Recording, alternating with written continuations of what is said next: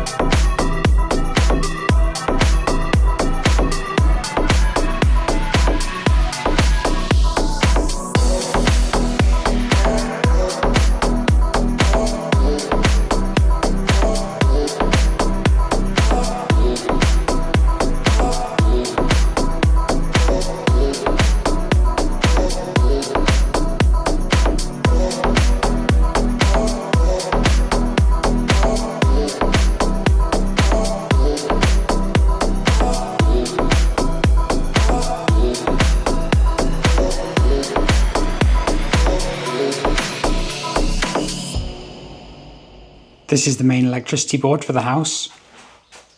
Up in this top corner we've got what looks like a 3-phase supply coming in, and that splits off to a separate meter for each of the flats. What I'm looking for today is the cutoff switch for flat 2 so that we can make sure it's isolated and safe to work on. Interestingly, flat 2 has a prepay meter, which means you have to put a key in to top it up, and it's currently nearly £300 in debt. So that's not going to be giving us any electricity anyway. But moving across to the next cupboard, I find this switch labelled flat 2 trip switch.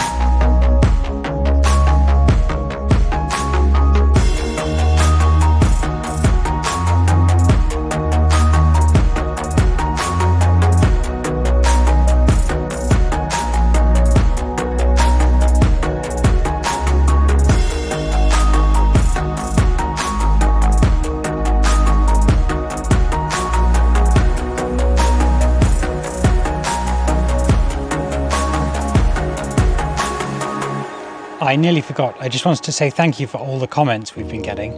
There's just been an absolute ton of opinion and advice, and it's really helpful just to see what people think. So keep them coming, please.